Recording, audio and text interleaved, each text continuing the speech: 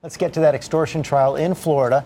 Police say the founders of the mall jewelry store Claire's were the victims of a $3 million extortion scheme, and they say the blackmailer is the daughter of their longtime maid. ABC's Steve Osunsami has the story.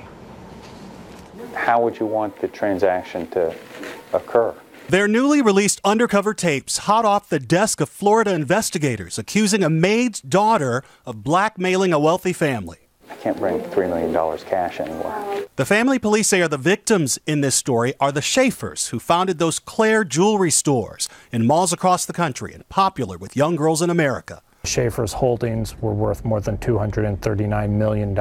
Police have arrested Camille Brown, the daughter of a maid the family fired last September 22nd. 3 days later, Bonnie Schaefer, one of the daughters, says she got a threatening email from Brown, where Brown allegedly claimed she had a treasure trove of family letters written by Schaefer's mother detailing their darkest secrets, and that she would keep them private for cash. You're here for extortion? They immediately called police, who set up a sting.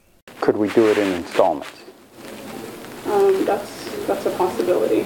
An undercover agent wearing a wire says he met with Brown twice at a hotel. What do you feel is fair to get the correspondence back? I feel fair market value is fair. That's when police say she pulls out a card with a dollar figure and hands it to the agent.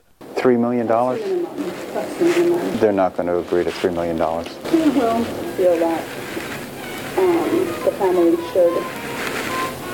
shouldn't even think twice about paying that amount to get this material back. In an email, Brown's lawyer says her offer did not constitute extortion and that she looks forward to her day in court, where she'll prove that the letters were lawfully given to her. The Schaefers are suing both Brown and her mother, the housekeeper, to get those letters back. As any family that has to deal with betrayal, but frankly, I think they should be commended. The trial is in June, and Brown is fighting 15 years in prison. For Good Morning America, Steve Osunsami, ABC News, Atlanta. Okay, let's get more now from GMA legal analyst Dan Abrams. Welcome back.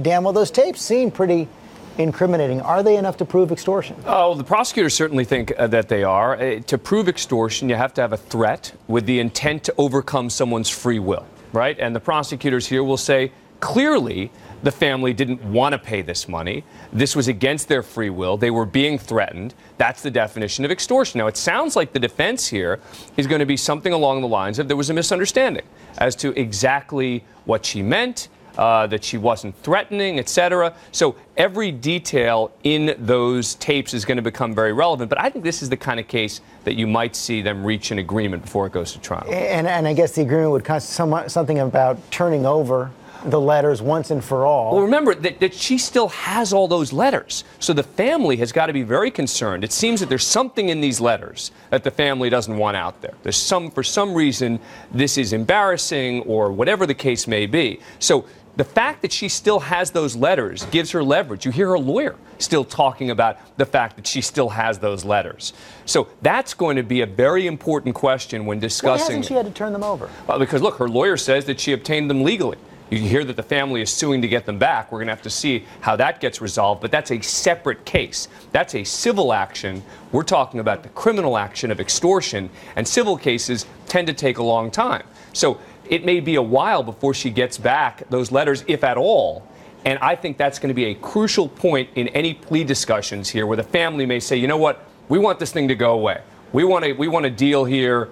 Let's just give her whatever, probation, you name it. But again, that's ultimately a decision that's made by the prosecutors, not the family. Okay, Dan Abrams, thanks very much.